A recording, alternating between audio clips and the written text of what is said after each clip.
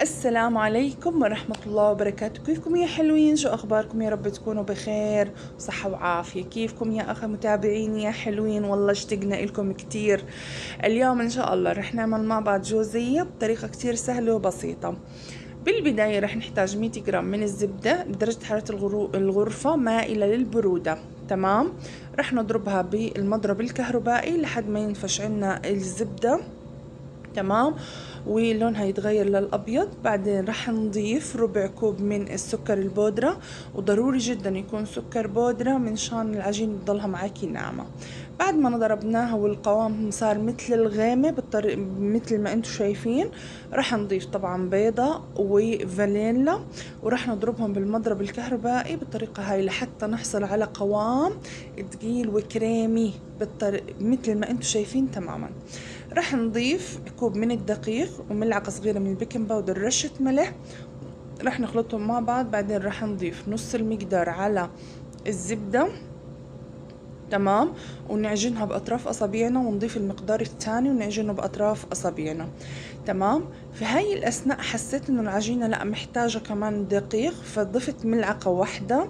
طبعا فيكم انتوا تضيفوا بالطريقة اللي انتوا حابينها، يعني حسب نوع الدقيق اللي موجود عندكم. بعد هيك اخدت العجينة وحطيتها بكيس طعام. طبعا حطيتها بالثلاجة لمدة نص ساعة، وبعدين طلعتها من الثلاجة وبلشت اشكلها. طبعا كورتها كرات صغيرة، جبت الميزان وحاولت اني اعملها 7 جرام 8 جرام. عملت اول 3-4 حبات لحتى اشوف المقياس المناسب للجهاز. طبعا الجهاز سخنته وبلشت ارص فيه الحبات. طبعا لقيت الحبة كبيرة، فلقيت أنسب شي إنه أجيب ملعقة، النص ملعقة معيارية. تمام. واشتغل فيها. طبعا هاي الفتافيت الزيادة اللي على جنب كلها هاي بنرفعها، بنشيلها وبننظف الحبة وبنخليها على جنب حتى نخلص كل الكمية.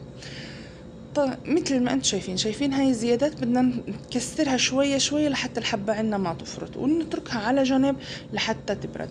بعد ما نشيلها من الجهاز ضروري نشيلها بنكشة الأسنان وشوية شوية، يعني لازم نتعامل معها بحنية لأنها بتكون العجينة عاملة زي البيتي فور. تمام. بعد ما خلصت الكمية واحتفظت فيها في تبروير، رح نبلش نحشيها. أنا اخترت هنا أحشيها نوتيلا، فيك تحشيها كريم كراميل، فيك تحشيها زبدة فستق، أي نكهة بتعجبك احشيها.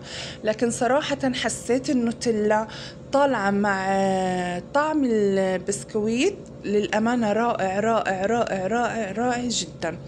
طعمه كتير لذيذ وشهي، لازم تجربوها من جد، لأنه كانت هاي ضيافتي في عيد الأضحى المبارك. كل عام وانتم بخير طبعا، وينعاد عليكم بالصحة والهنا والعافية.